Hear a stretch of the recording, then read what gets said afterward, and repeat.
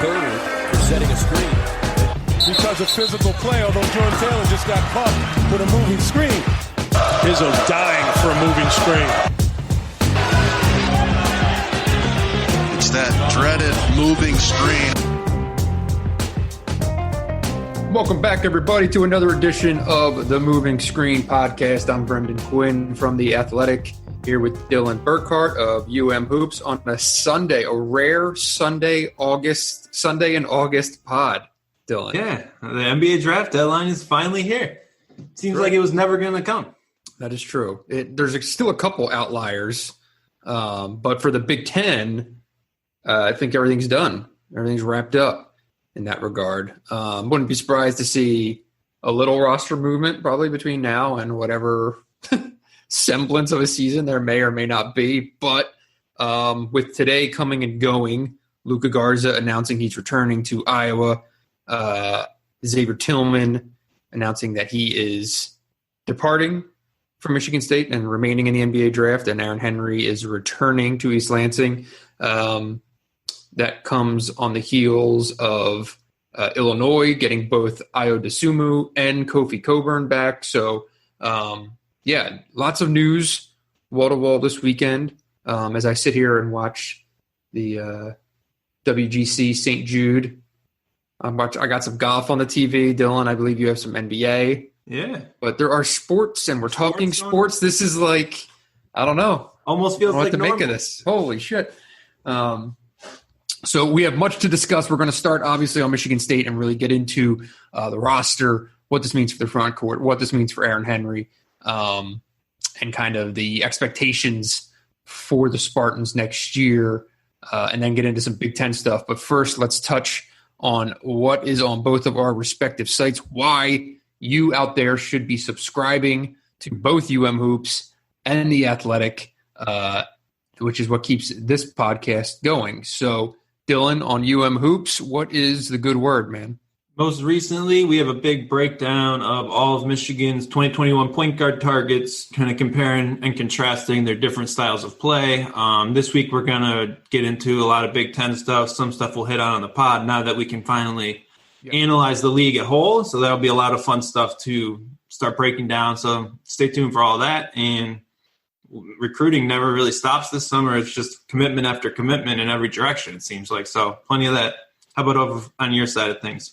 Well, I have a column that just went live about a half hour ago on Xavier Tillman and his decision to stay in the draft, and kind of my feelings that basically my kind of stance on it. When we can talk about this here, we'll just lead right into it, I guess. I feel like people just take the easier road of, hey, he's a father, right? He's finishing his degree. He's married. It's time for him to, it makes sense for him to go because of this, that, and the other thing, which is all true and can't be discounted. But I think you take all of that out of this conversation, and it's the smart play for him to still go to the end, as a basketball player, where he is, what he can be, and how he projects. I think it's the right, it's the right call for him to go pro now. He's a guy that I would bet on big time, that even if he's on a two-way contract, he's going to turn that thing into a fully guaranteed contract. And if he's on a fully guaranteed contract, he's going to put himself in really good position for a really good second contract. He's just a guy that I would buy stock in right off the jump. Yeah, I think I would bet on him being a first-round pick. I know he's probably projected in that 20 to 40 range, but whenever there's any sort of draft process, I feel like he's a guy who, the more teams look at him now that he's officially in the draft, he's just a guy you're going to want to take, especially if you're one of those better teams drafting late in the first round. I think maybe he doesn't have the ceiling of some other guys. Maybe he's not as tall as you'd like or as athletic. Maybe he doesn't shoot 40% from three. But you watch enough of them, you see him lock down all these guys. He's just going to be a tough, solid player in a lot of different ways in the NBA. I think he fits on an NBA roster, right? So I agree that yeah, he has everything else going on in his life, and that affects the decision. But I would say if he was single and had no other responsibilities, he'd still probably, go pro because you're good enough to be a pro. Right. The way that basically I feel like he's going to make someone look really smart in this draft because he's a guy who makes winning plays, makes a good defense, a great defense, just checks all the boxes in the world, especially character. So, one of the points I made in the column was it was really funny last year, like watching him in that locker room at Michigan State on what was kind of a youngish team. And like, he was so comically older than everyone in that room. I mean, he's only 21, but like just in terms of everything, like he just kind of had this like old guy disposition to him where, Gabe Brown and Marcus Bingham and maybe some of the freshmen would be, just being freshmen, being loud, doing dumb shit, whatever. And he would just kind of be sitting there like rolling his eyes and then like, look at like me or another member of the media and kind of, like roll his eyes, be like, these kids, I don't know what to do with these guys, one of those things. And it was always just kind of this vibe of like, yeah, man, I don't know how much longer you need to be here. You're probably ready to move on from the college game. So hey, there he goes. I think he's going to be really, really successful in everything he does. Yeah, I think what's crazy about his game is he was a game changer without doing the things you expect. Like He did all the boring things and managed to completely transform what Michigan State was, right? He wasn't a guy who posting up 25 times a game. He's not Luka Garza. You won't always assume that he's going to be this star, but he just completely changes everything for that team. And that was evident throughout last year. I mean, how many minutes he played, how much better Michigan State was with him on the floor. Right. Like we've talked about all those stats. Like I think this podcast for the last year has probably been a Xavier Tillman love fest. We haven't had many negative things to say about him. Maybe that one game when he missed every layup at Wisconsin. Right. Yeah. But I'll be fascinated to see what he becomes as a pro, and I would say he's probably going to be a first-round pick. I'll be curious to see if he sneaks in the first round. He is kind of a oversized 4 or an undersized 5. His athleticism doesn't really wow anybody. Like there are things that you can poke holes at, and that some organizations, I'm sure, will. Right, there will obviously be teams that pass on him in the 20s. How many is the question? But were you surprised that it went down to the final day to make his decision? No. I mean, you're always gathering information. It's, these guys are in constant contact with agents. Those agents are in constant contact with teams. And if it can be a matter of, hey, we're still waiting to hear back from 2 or 3 teams on whether they think that, you're a guarantee contract guy, well, you're going to wait. Mm-hmm.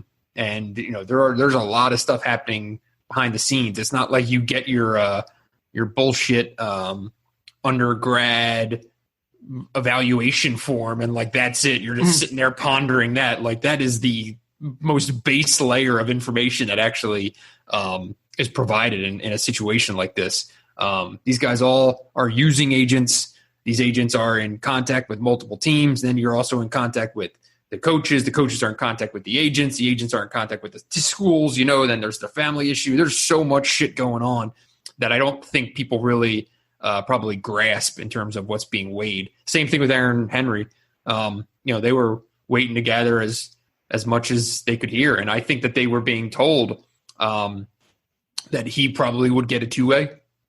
And then you had to weigh it. Do you want to go on a 2-way? And then with everything else going on, okay, is there going to be a season? And if there isn't a season, what happens then? And where do you go? And blah, blah, blah. I mean, it's just crazy. And what it really boils down to for me, I think when it comes to Tillman, is he's going to get paid next year, one way or another. Like, could it be on a 2-way? Possibly. I think more than likely it's guaranteed money or a guaranteed NBA deal. But he will be paid. Someone like Henry, you go undrafted and then there is no summer league. It could get really squirrely really quick in terms of what 2020-21 looks like. Yeah, there's no floor in the range of outcomes for Aaron Henry. Exactly. Shit goes wrong. Shit really goes bad. Really wrong. Really, really bad. Yeah. And this is I think it's the safe play. I think Xavier Tillman, either way, pretty much had a safe play. It was really boiled down to what he wanted to do and what his family wanted to do. Yeah, definitely. So Aaron Henry coming back, all of a sudden going to be maybe the focal point of this Michigan State team in a way that he was just kind of a toss-in before. So I think it'd be really interesting to see what happens with that. He strikes me as a situation kind of the opposite, where like Tillman just wanted to make the right decision. It seemed like Aaron Henry kind of wanted to hear that he was a pro, like maybe more ready to be a pro. But in the end, like you have to be wanted a little bit more to make that leap, right? Like it's the same thing we said with Isaiah Livers. He definitely would have wanted to be drafted if he could have been, went in with that intention. But I don't really think anyone sees him as a first-round pick right now. I also think he was hearing I think they were hearing opposite things from their family as well. Okay. I think Xavier Tillman was hearing, you should probably go and start your career. I think Aaron Henry was probably hearing, you should stay in school and position yourself as well as possible. Say smart family members then. There you go. So I like that you said that he is kind of now the focal point of things. And you saw it in his quotes to ESPN kind of talking about that. Like, this is, it's going to be real this year, and he's going to, answer all the questions that I've always kind of been following him basically since he broke out in late in his freshman year. What does that look like? Really curious to see. Like, how much do you think they'll let him have the ball in his hands at the or leading the offense and engaging the offense and initiating things? I think it's going to be quite often. And, how much is he going to be dialed in and programmed to be a scorer? You saw it at the end last year, I'd say, in their last 3-4 games. He was trending that way and looked confident, but it's always been a moving target for him, is to be I think a college scorer with any level of real self-confidence and real sustained self-belief. Yeah, Henry is at such a kind of a crossroads because he has these certain things, what he is. He's a lockdown defender. He's a great athlete. He can be a good rebounder once he gets a little kick under his butt, but he's not a scorer, right? He's even grown into this good passer. He can play make a little bit, but he can hit open jump shots off the catch, but he can't hit jump shots off the dribble. Like, if he's going to be this next level offensive player, he's going to have to be able to look for his own offense a lot more, right? He's just kind of deferred all the time, and that was okay when you had Tillman, you had Winston, you had these other guys out there. But now you're going to need him to go and get you 15 points a night probably, because I don't know who else is going to really be that second or even third scorer on that roster. Yeah, I mean, I do think it would be very advantageous for Aaron to have Josh Langford back and just have another guy there, right? Someone who is competent with the ball, experienced, skilled, will be able to play with a level of calm to him. I think that would be really, really key for him, and also someone who can stretch out opposing defenses too. Yeah, if you could, that Langford suddenly became huge, vital to just figuring out that backcourt rotation. Like, you're waiting for Gabe Brown to be some of the things Josh Langford already is. I mean, if you have Langford there, you have the insurance policy, you have a legit shooter next to two guys who aren't really great shooters but have shooting potential, I'd say. So yeah, Langford all of a sudden getting his, fifth year? It would be his sixth year, yeah. No, fifth year. Yeah. So, I mean, seems like it has to become a priority now in a way that maybe it wasn't. Yeah, I mean, if Langford isn't in the picture, you're talking about a team that are going to be 2 players short of a full scholarship load, while replacing Cassius Winston and Xavier Tillman, which I put the stats on Twitter, but obviously they're ridiculous. It's like 38 points a game or 37 points a game and 12 boards and 9 assists. Like, these guys, between the two of them, they led Michigan State in scoring in 26 of 31 games. It's like, these were the two foundational pieces of 2 years of the program that are now gone. And that doesn't get replaced in any easy fashion. Not by any means, I don't think. Yeah, and they were also really two of the best facilitators in the offense as well, right? Like, it wasn't just – Tillman wasn't just a scorer. He was actually a secondary passer in that offense. And when you're – obviously, Winston – 12th in the Big Ten in assist. Yeah, and you're losing Winston's playmaking, and then you're losing Tillman on top of that. All of a sudden, you're looking at a guy – Rocket Watts averaged 1.7 assists per game last year. Right. It's not really a point guard number. So that's going to have – he's going to have to really grow into that. Henry will grow into that. But it's going to be just a completely different offense. I think you're going to see probably a lot of Michigan State stuff you haven't seen in a while, I would think. I can't imagine they're going to be as reliant on ball screens as they were with Cassius running the show. But Watts can also play out of that.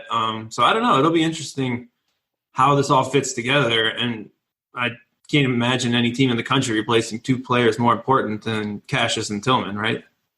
Yeah. It's one of the interesting things when you say what they're going to look different. I think you're going to see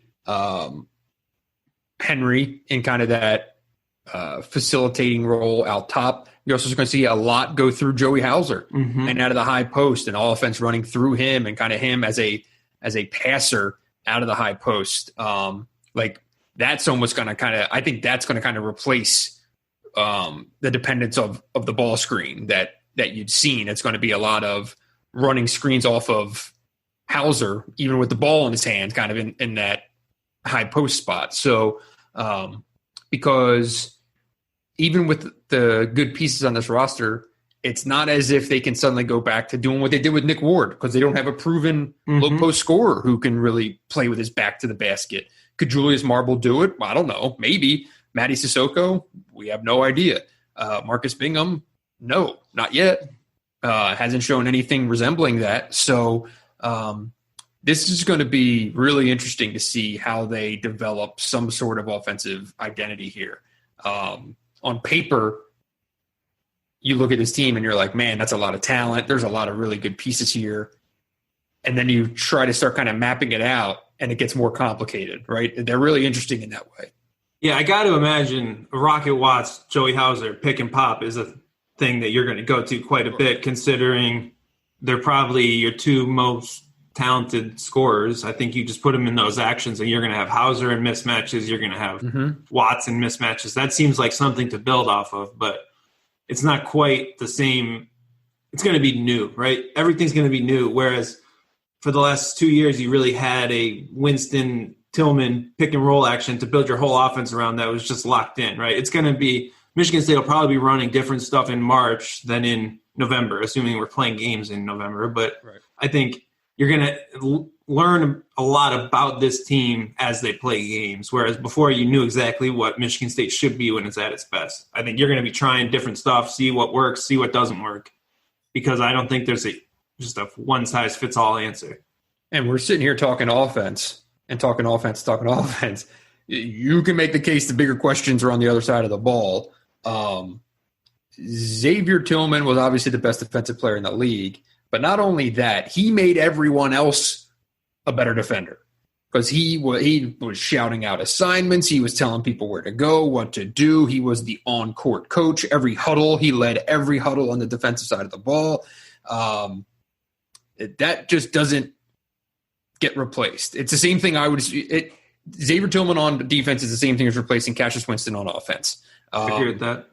And when you look at what this team looks like defensively, Joey Hauser, major defensive questions. At the 5 spot, who knows? Marcus Bingham, Julius Marble, I think could be a really solid defender, Matty Sissoko. But nothing. You take all three of those guys, they don't add up to one Xavier Tillman defensively. You have all the numbers, I'm sure, of him on the floor, off the floor, and all that stuff. But just in terms of communication and all of this, it is going to be a while until this team, I think, even approaches a level of defensive play that will be satisfactory to the head coach. We'll put it that way. Yeah, the stat is Michigan State was 16 points per 100 possessions better defensively with Tillman on the floor, which is a gigantic number. Teams shot almost 10% higher when Tillman was on the court. And those numbers are basically all around the rim, right? 51% on twos with Tillman on the bench, 41% on twos with Tillman on the court. So that's a huge drop off. And I think you probably you look at there's bodies there. There's guys you are gonna expect to be Michigan State centers at some point, but not a lot of proven options. I think you look at Matty Sissoko because maybe he's newer, probably more raw, but also has the best physical tools of anyone in that group to be a rim protector. Is probably now or never for Marcus Bingham, Thomas Kithier. Like he could be you have great perimeter defenders in Henry and Watts. So that's a great starting point, right? You're not going to be off. And potentially Langford. Langford pretty damn good if he's there. If he's who knows how he defends at this stage in his career, but he knows how to rotate. He knows how to play Michigan State defense. Joey Hauser, he hasn't proven he knows how to play Michigan State defense. So you're going to have to be perimeter defensive oriented first and then figure out the back line. But I think you'll also find Tillman made everyone's perimeter defense a little better because of how well he did everything else on defense. 1,000%. You look at it this way, like Michigan State damn near went 2 years like without having to play help defense on the other team's best players. You know, they would just stick Tillman on an island, whether it was against Lamar Stevens or Jalen Smith or Daniel Oturu or Luka Garza, whatever. You just Xavier Simpson, whoever. They switch on to perimeter guys. Yeah, exactly. Right? Like that changed that Michigan State you didn't have to worry about it. You just put him on it and it was good. And now, you know, guys that you would otherwise have to defend by committee, almost kind of watching like Michigan defend some teams, right? Well, this now, everyone has to, I think, even think differently about defense. You just lose this kind of stopgap, safety gap, and are left with you're left to replace him by committee, which is hard. All right, Michigan State starting center, game 1, and Michigan State starting center, final game of the year. Thomas Kithier in game 1.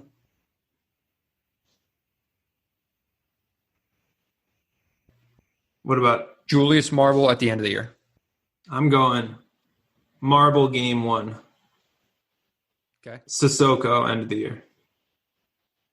I'll be really curious to see, knowing the lack of experience Sissoko has and imagining the foul issues that he's going to develop, I would be pretty stunned if he's a starter. Okay. In year 1. He probably has starter talent, but they don't need to be putting him on the bench 90 seconds into every game. That's fair. I just that's got to be the ceiling option. Like if you say best case scenario for Michigan State next year, like everything went better than we could have imagined. We're 30-2. Like I would think you're looking at a starting center, Matty Sissoko, right? Like if like he has the highest ceiling, I think at that spot. Would you ever see Michigan State go small? Like can Hauser play the 5? No. I mean, not what this like league. So is Aaron Henry best off as a 3 offensively or a 4? I think he's got to slide down, right? Like I feel like he never quite played the 4 enough anyways, but it'll be interesting how all those pieces fit together. Yeah. Like there could be instances where you could see, like I think even think like a Gabe Brown play in that spot. You know, in terms of that like quasi wing 4, you know what I mean? But the 5 spot defensively, I'm just basing like both of your question about the starter and going small. I'm not basing this as much as like what I think should be done with the roster. I'm basing it on what I think Izzo and the staff will do, just based on evidence of, you know, prior tendencies and things like that. Kithier, I could see getting to start early just because, you know, he's a reliable senior. Start early in the year every year. We said that last summer, and it didn't happen. I just don't see. It could be Bingham if he wants to inject some confidence into him, or it could be Marble if he wants to go with what he thinks is going to be his best long-term option as a primary guy. Yeah, I'm interested. Julius Marble, everyone that covers Michigan State kind of raves about Julius Marble. I feel like he hasn't really shown maybe what everyone thinks he can be on the court. So I guess everyone who covers Michigan State raves about Julius Marble because everyone at Michigan State raves about Julius Marble when they talk off the record to the people who cover Michigan State. That's what I was getting at. So Okay. my point is that he's probably a guy you want to bet on, despite the fact that he hasn't really shown what he can be. But you know what I was trying to say. Yeah, I got you. So he's a guy who maybe makes the most sense. I never really thought of him as a lockdown defender in any sense, though. But I don't think he's shown enough in actual games to really judge him one way or another. Right. No, you're right. That it's all projection based, and it's like I wonder if Julius Marble weren't following directly in the footsteps of Xavier Tillman, would people feel this way about Julius Marble? Because Marble so much resembles freshman Xavier Tillman in body size, even in numbers. Just like the passing glances that you had of Marble this year were pretty similar to freshman Xavier Tillman.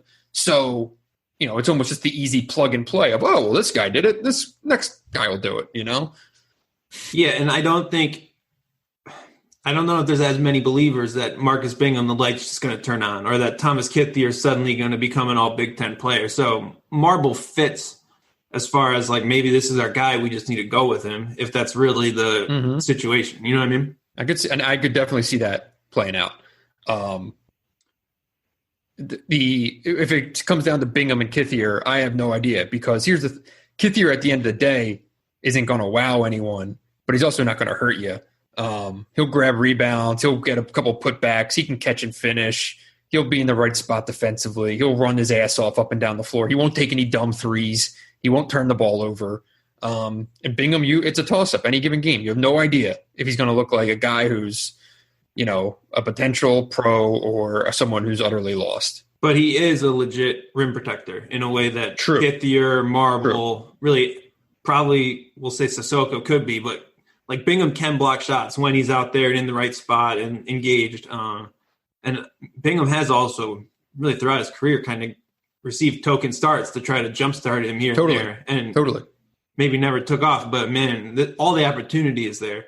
It almost reminds me of like DJ Wilson's junior year. Yeah. Where he had never been done anything of note, and then basically had to start for that Michigan team. And then, holy shit, maybe the 6'11" guy with 7'4" arms should have been playing more. But sometimes, I mean, the spot's there, go get it, right? If he doesn't, I can't imagine him playing his senior year at Michigan State. It's like, this got to be the year for him. So let's hypothetical for you. If Langford is not in the picture, what's your starting five? If Langford is not in the picture, I will go with Watts, Brown, Henry, Hauser, and Marble. And then any of the big. That sounds right to me. I think. Would you bet on Langford being in the picture or out of the picture? If I had to bet today, and this isn't based on like backdoor conversations at all. I've been very busy covering golf, clearly. Just kidding. I would think that he will be in the picture, would be my total guess. Yeah, it seems like it, and now the spot's there. Like, what, you don't really have anything to lose by. Like, if Tillman came back, there wasn't a scholarship, correct? Or no, they would have been at 12. Okay, an open one. Yeah. So I don't know why you wouldn't, at least if that's what Josh Langford wants. Josh Langford's not going to get a international deal this summer when everything's shut down, right? I don't think either of the decisions today would really weigh on Langford's situation. It's whether he wants to play or not, and whether he's healthy enough to. It seems like it's probably whether he's healthy enough. Right. Because it seems all intent, he's still around. He's still like talking about playing. So it seems like that would be the direction he wants to go as long as everything checks out medically. Right. So Michigan State, we said, would be a Final Four type team with Tillman. I think we said that on the last pod. What do you think this team is now if you had to rank them in the preseason? Top 15, top 20. A team that I'll say top 20 preseason, and a team that has a realistic goal of the second weekend of the NCAA tournament. It's a very realistic goal. I think that's probably fair. I think that they're a team that should top 20 sounds right to me. Obviously upside, I think they'll have a top 10. I think the defense will still be good. I think that the perimeter pieces are good, and I think they'll figure out, I can't really imagine Tom Izzo coaching a team that still has this much talent not being a good defensive team. I agree. And I just remember the league did lose a shit ton of its best center, so it's not like this roster against last year's Big Ten would be a bigger issue. Okay, I don't know about that. You still got Luka, Kofi, but either way. Right, but last year was like every damn team, basically. No, it was different. I understand. Trace Jackson-Davis is back. There's a lot of legit dudes back, but Smith's gone, Oturu's gone, Teskey's gone, Caleb Wesson's gone. But go ahead. I just don't see the complete offensive upside with this Michigan State team without Tillman and Winston. I think it has to expect Rocket Watts to be first team All Big Ten guy, or I guess Aaron Henry. I've just never quite seen that in Aaron Henry. So that limits the upside for what I think Michigan State can be. But I do think there's a pretty solid floor because it's going to be a good defensive team. And even if they have to grind out games, I think they'll be able to do that. Yeah, I mean, I think the upside is after some rough early weeks, you could have two legit dudes in Watts and Henry. If they play with that edge, if they are locked in defensively, and if they are aggressive as hell offensively, I really think both could take pretty significant steps forward next year into that all-league conversation and be a pretty serious combination of guys who are big, strong, and can attack you. Man, I just need to see it with Henry. I would put if I had to bet, I would put way more money on Rocket Watts to have a chance to become a first-team All-Big Ten guy than Aaron Henry. Aaron Henry might. Aaron Henry's a better rebounder. He is. You have seen it in bursts from Henry. He doesn't have the mindset to be a scorer like that I've seen. So that's what he's got to show. And he also played with Cassius Winston. Yeah, because, he was never the lead option, and now. Throughout is one of the things that his dad and other people who've been around him, his high school coach has said this too, was that he was always so clearly the best player on every team that he was on that kind of confidence came naturally to him. And in his 2 years at Michigan State, he was clearly not. And that was part of Izzo's frustration, I think, in the times that you've seen them bump heads. And what it looks like this year, though, we'll see. I have no idea. But when you say that he doesn't have that mindset, he has had it in the past.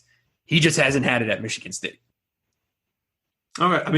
I hear you, but I think it's hard to change your mind. Rocket Watts, when he was on the court, he thought he was the best player on the court. Of course. He's built like that, and I think you need a guy who's built like that to build your offense around. Maybe Hauser's got to be in that conversation too, but he's always been a second and third option when he's played college basketball as well, right? He's always been playing next to his older brother who's getting more touches, whatever else. So, but Joey Hauser thinks that he's the best player on the floor too.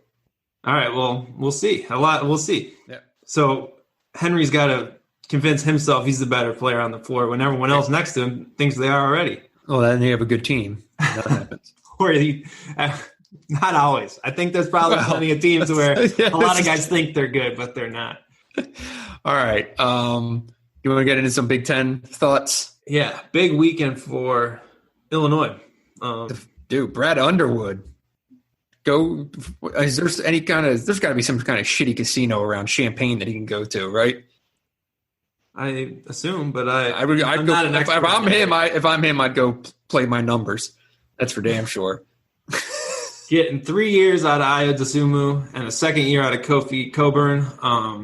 I feel like My trouble with Illinois is I feel like they pretty much maxed out last year in the Big Ten. They won a decent number of close games.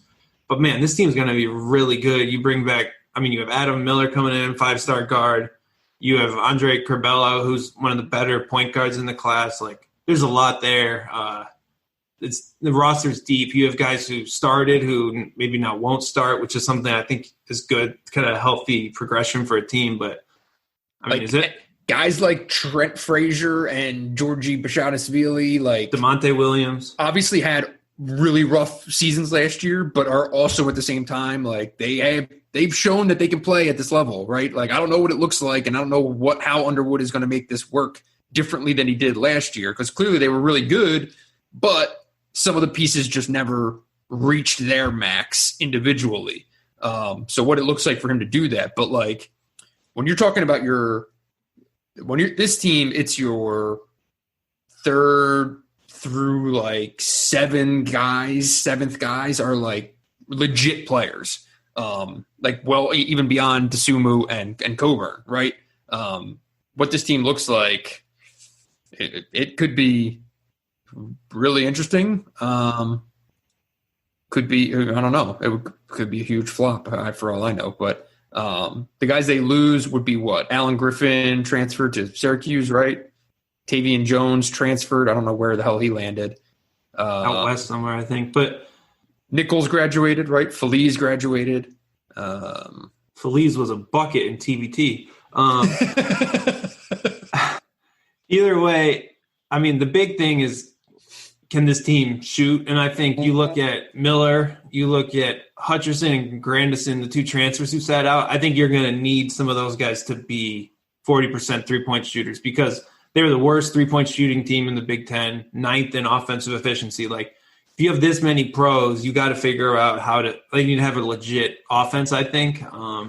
DeSumo was really good last year, but they still were not really a dominant offensive team. So that's got to be the next step. But I think those three pieces coming in on the wing should help, because their big problem last year was just they tried to run spread pick and roll, and they had no shooters to create spacing, and it just had to be DeSumo making incredible plays. And really, they were a team that just beat you downhill. That's great, but it'd be easier with shooting. They went 13-7 in the league while ranking dead last in three-point shooting in league play at 29%. Like, that's really hard. That's really, really hard to do. It'd be an interesting thing to go back and look at Big Ten teams that shot sub 30% in league games on threes and finished over 500 in a conference, let alone went 13-7 and finished fourth. They also stole some games, which true. Credit to coaching, credit to having a stud IO. But they got some wins that, man, they won more close games than they lost, I would say. Yeah. I was also at that Michigan State. They should have beat Michigan State at home. That was that ridiculous play when Cassius threw it off the rim and Tillman came in and finished it, which they don't have to worry about this year, literally, all the way around. Yeah, that's one game. But you get my point. Like, there's they stole a game at the Kohl Center. They stole a game at Michigan. They stole a game against Rutgers at home. Like, they have a lot of 2 or 3 point wins throughout that season, right? 1 point win late over Indiana, 2 point win over Iowa, right? Like, every game they won was close. Yeah. So are they a Big Ten favorite in your book?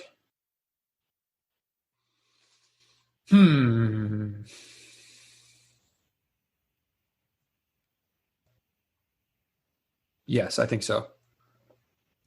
Yeah, they're a team. The computers don't load, right? Because they weren't that dominant team last year. But I think they're the most. I think Io's probably going to be a preseason All Big Ten first team guy, right? He's that.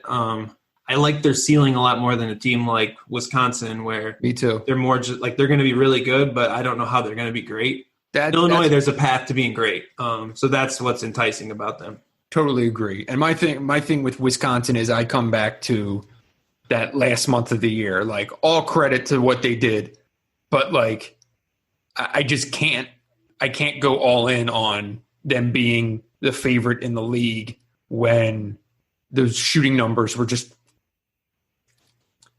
I mean, it didn't make any sense that the way that they played the last month of the year, and it's just not replicable over the course of an entire season. I don't think it was as bad as they were early in that year, and I don't think they were as good as they were late in that year.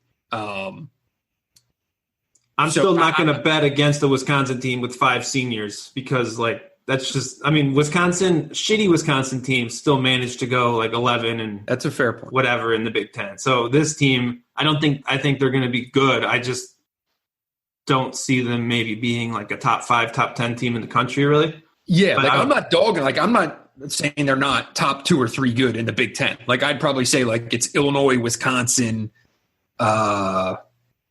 Iowa, Michigan State.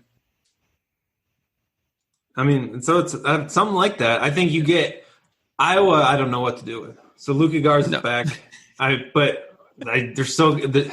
How can Iowa be better than last year? They have to be good. Luka Garza had one of the all-time seasons last year, and they finished 23rd in Ken Pom, 20 and 11. Wieskamp wasn't even that good last year, and they didn't have Bohannon. They've got to be good this year. Good. What's good? Like, are they going to be? I think Iowa's like top 15 in the country good. Okay. Their defense was 97th in the country last year. Yeah. How's that going to get better? I don't know. Jordan Bohannon coming off surgery is going to fix your defense? Like, that. What were they ranked at the end of last year? Defensively? No. Oh, they're 23rd in Ken Pom to end the year last year. Okay. So 15 to 20, sure, but they're going to be in everyone's preseason like top 7 because of Luka Garza. I mean, they will 100% be overranked in the preseason, guaranteed. They were 12th in the Big Ten in defense in conference play. I understand. I'm not hyping Iowa, but I'm saying I even think with their defensive deficiencies, Iowa still finishes top 4 in the Big Ten for sure, and I think they're going to be legit nationally good. Yeah, that's fair. There's the hype. I can just already imagine the Iowa hype with Luka coming back, Player of the Year. My bigger question about Iowa is I feel like Wieskamp can make them different, can make them better this year. I'd be more excited about C.J. Frederick as a sophomore at this point. Like, Wieskamp's good, but Frederick, I think, is the guy you say maybe has a breakout year because his freshman year was so good. I still think Wieskamp's really good. I don't think he ever really understood what the hell was going on last year. And I think it took him a while to learn how to play with a guy like Garza and what he was doing. I mean, he went from 42% 3-point shooting as a freshman to 34% as a sophomore. Which do you think he really is? Probably somewhere in the middle, 38, 39%. I mean, that's not changing your season. He needs to figure out how to score in another way, right? He tried to do a lot more like non-catch and shoot threes last year, right? And his 2-point shooting dropped 6 or 7%. Like, he needs to be more barely efficient, drawing creative. More free throw attempts. No, I don't disagree. Like, I just feel like his game has room to grow all over the place. I think he could be really good. And like, he's one of those guys that, like, okay, you can rank 10th in the league in defense if you have Wieskamp be remotely close to, I think, the player that a lot of people think he can be, and you have Bohannon back and you have a sophomore C.J. Frederick. Like, yeah, we're all going to rag on their defense, but if they're putting up fucking 86 points a game, well, does it really matter? Their games are going to be fun as all hell. Hell yeah. It's just going to be madness. Yeah, right. Like, you're going to have crazy stat lines, everything else, because no one's stopping Luka Garza, but at the same point, they're not stopping anyone. So they're going to be fun to watch. Sorry, go ahead. No, go ahead. Anytime Iowa's must-see TV, it's good for the Big Ten. That's for damn sure. I need Iowa, Wisconsin, and I need it like tomorrow. So I think those are probably the top 3. After you go past Iowa, though, you're looking at a bunch of teams with a wild range of outcomes in my book. Yeah, I think that's when you get into like the Indiana and the Michigans. Ohio State, Rutgers.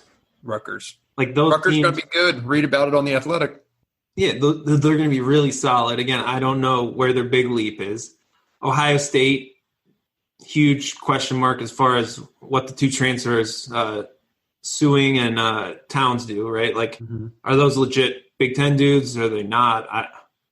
That's a huge swing. They're not going to really have a center, which is an interesting strategy. But I don't know. It's interesting to see how the league breaks down. I mean, Big Ten's loaded, though. These teams are all good. Yeah. Like, even the teams in this middle tier. And to have this many kind of fringe NBA guys come back, I think will make for a really fun season if we have it. Yeah, I mean, these teams are going to beat the hell out of each other. You've got, Rutgers is a really good example. This is a team that is coming off like the greatest year in the last 25 years in program history, and is adding the best recruit that it's had since what's his name? The kid who transferred to Florida. The hell was his name? This is going to kill me. Hold on. I just wrote about Rutgers stats, and you don't even remember your. Oh, come on, man. Mike Rosario. Oh, St. Anthony's. What's it? The Cliff Amarui is going to Rutgers. Like, on any given year, this would be like a huge deal. Like, look at Rutgers is randomly good. They've got this great recruit, and it's like totally overshadowed because this league is just stacked at the top. And this will be interesting because I feel like it's a little bit of a role reversal for the league where so many years it's been the Big Ten is heavy in the middle. They all beat the piss out of each other, but they don't have any nationally they lack top 10 good teams, right? You can make a very real case that this year is the antithesis of that, where you have a lot of teams that could be top 10 good, and the middle has more questions. But, like, the top of the league is the strength, I feel like, this year. It still strikes me as a league that gets a bunch of teams to the Sweet 16 and none to the Final Four. Well, that's just your pessimism. Well, no, I just don't see like a team that I say automatically is a top 5 team next year, right? Like we just said, we don't love Wisconsin, we don't love Iowa, so Illinois maybe. But am I really going to say? So you're looking around the country, and who's really getting you excited? Let me pull apart Torvik here. Texas is getting you riled up. Gonzaga. Virginia Baylor really good. Is stacked. Okay. What beyond that? I'm just a little worried about college basketball if Wisconsin is the 4th best team in the country. Like, maybe that's the case, but this isn't the Wisconsin team of, like, Frank Kaminsky, right? Right. I don't know. There's Sam Decker's not walking through that door. Maybe that says more about college basketball and it says something about the Big Ten, because I don't see any, like, even like some of the recent, like, Michigan State teams or Maryland teams, those are more talented than any team this year in the league. Illinois could be that team, but the fact that Illinois hasn't been truly great except for maybe the last 2 months of the year last year has me a little nervous. But I feel like a number of these Big Ten teams could be Final Four teams, and it's mainly because of what we're talking about in college basketball. So now, that's fair. Now I'm looking at the top 10 in Bart Torvik, right? And you know what? No Duke, no Kentucky, no North Carolina, no Kansas. Like, these teams are not in the top 10. And I think that, to me, that says everything that, like, you need to know, that it's the talent is down, experience will be highly valued, and the Big Ten's well positioned to have a really prominent year nationally. There are some really experienced teams in the Big Ten, like Wisconsin we talked about. Illinois has been there. Michigan's going to be old as all hell. So I don't know. I'm just still skeptical. I still think this Big Ten next year is a beat yourself up all around type of league, because there's not that many free wins, right? The only free squares are going to be what? Northwestern, Minnesota, maybe Maryland, Nebraska. Wait, give me those ones. Give me the layups again. Northwestern. Oh, yeah, fair. Minnesota. Maryland. I don't know what to do with Maryland, but they have some major issues losing Cowan and Sticks without really any notable replacements and Nebraska. It's probably bad news that I'm sitting here and it's taking me a second to think about who is on that team beyond Wiggins. Yeah, that's Wiggins and my boy Dante Scott. I love Dante Scott. Well, we're going to see what he looks like as the third best player on a team. So they have no bigs. It's going to be a tough year, I think, for them. And but even Wiggins and Ayala are talented for a bad team in the league. Right. Is this last year for Turge? Oh, no. No, it's not the last year for Turge. Okay. He really, sucks for Turge to have a pretty good team last year and everything go to shit. There are a lot of teams to feel really shitty about last year. A lot of breakthrough stories in the Big Ten that just never quite got their final chapter. We didn't talk about Indiana. Trace Jackson Davis could be all Big Ten first-team guy. You're out here saying there's no good bigs in the league. They should take a step forward. All right, let's rewind the tape and find when I ever said that there's no good bigs in this league. Okay, thank you. You said – all right. I think I even mentioned Trace Jackson Davis when I said there are still good bigs in this league. Yeah, no doubt. I like Indiana, and I'm just gonna keep piping Jerome Hunter until it happens one day. But in terms of them being really good, when I can watch 40 minutes of Indiana basketball with legitimate point guard play, I will get on the boat and I will head out to Archie Island. Don't book your tickets right away. Well, then that's all I need to know. I don't know. Christian Lander will be really fascinating to see what he can do, but a super young reclass point guard seems like a lot to ask for him to just be the fix to your offense. Obviously, you have Rob Finney too, but I don't know. They talked about recently they're going to run all ball screen offense and they're going to be more open, and we'll see.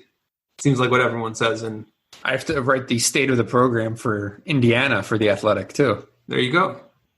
So I'm about to dive deep into Archie Island. Roles reversed. Right into it. Gonna go long form on Joey Brunk. What team are you looking at Bartorvik? Pull up the Big Ten Bartorvik page. I am, but it still has Xavier Tillman, which is throwing things off here a little bit. Okay. So your top four is obviously any combination of Michigan State, Wisconsin. They have Ohio State and Illinois. So I guess Iowa's defensive numbers just are the reason that they're so comically low. Iowa projected first in offense, 115th in defense next year. Let's swap out Iowa for Ohio State. So we're gonna eliminate Michigan State, Wisconsin, Iowa, and Illinois from this conversation. Okay. What teams do you think are most likely to finish in the top four outside of that group? Michigan, Ohio State, or Rutgers. Those three, maybe? Those seem like the next three down the list. Yeah, that feels right. I'm so curious to see Seth Towns. Is he a guy? Is he one of the 7 or 8 best players in the league, or is he a guy that is he healthy? Is he healthy? Good question. Michigan, I have no idea what to make of, but between Franz, Isaiah Livers, and a lot of depth and a lot of age, I definitely think that they are right there in the conversation of being not a surprise team, but a team that could contend, jump into that conversation. I think you look at Michigan, Shawnee Brown's waiver is still key.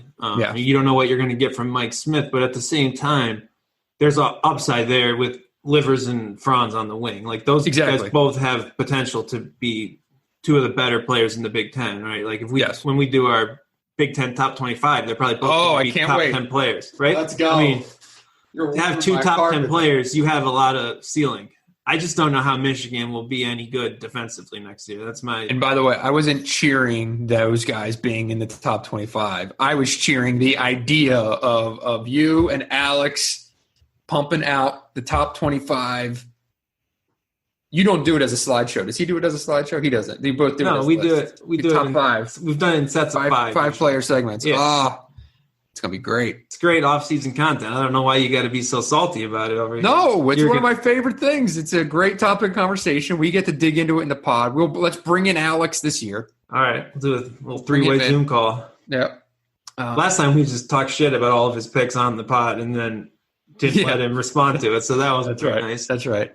We need to do it before the season gets canceled too. So let's get that. Let's get that dialed. Let's get that dialed up. All right. We are at an hour. Is there anything else you want to talk on, my friend? No, I think this was good. I mean, I'm glad to finally have the table set. We can dive into all sorts of Big Ten stuff now. That'll be good. Can't believe we went this long and talked about this much Big Ten basketball without mentioning Penn State, but that's all right. All right. So much more to come from this podcast. We will come up with all kinds of dumb shit to talk about. We can't wait to do it. We hope that you are willing to listen. If there's anyone that you think would like this podcast, please be sure to recommend it to them. And also, if you'd be so kind to leave a review in the iTunes store, that does us a great deal of help. So get in there, leave a review, say something nice if you'd be so kind, and be sure to tip your bartenders and servers.